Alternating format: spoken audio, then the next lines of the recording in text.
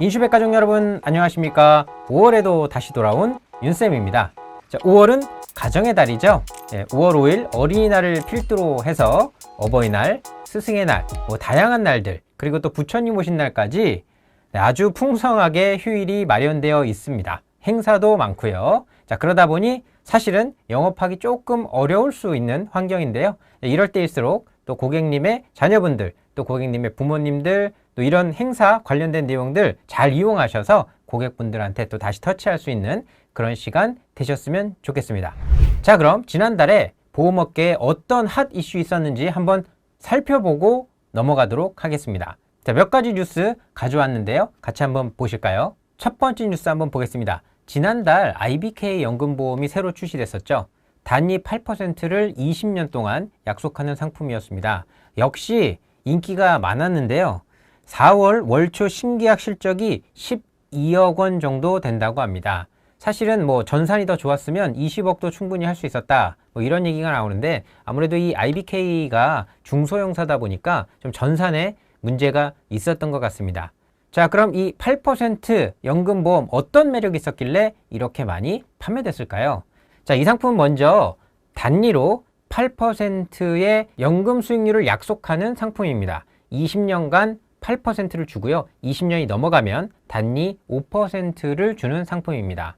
얼마 전까지 우리가 판매했던 신한라이프의 단기납 종신이 10년 시점 해약 환급률 135%가 넘었잖아요. 이 상품 같은 경우엔 10년 시점의 연금 적립률이 140.3%가 됩니다. 단기납 종신에 비해서도 확실히 높은 편입니다. 그리고 20년 시점의 연금 적립률은 220.3%나 됩니다.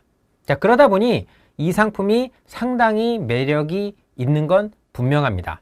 다만 우린 여기서 한 가지 꼭 짚고 넘어가야 될 부분이 있는데, 여기서 얘기하는 140.3%라는 거는 해약 환급률이 아닌 연금 적립률이라는 겁니다. 해약 환급률과 연금 적립률은 분명히 다릅니다. 이걸 꼭 명심하셔야 되는데요.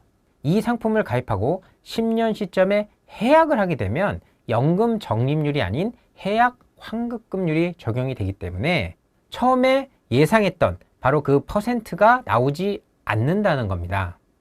이 상품의 경우에는 보험금을 완납하고 5년 거치를 한 다음에 연금으로 수령했을 시 이 약속한 연금 적립률을 주게 돼 있기 때문에요. 단기납 종신처럼 생각하시면 안 된다는 거죠.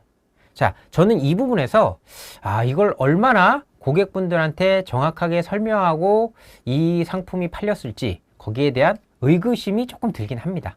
물론 다 설명을 잘하고 팔으셨을 거라고 생각이 듭니다. 자, 그럼 두 번째 뉴스 한번 볼까요?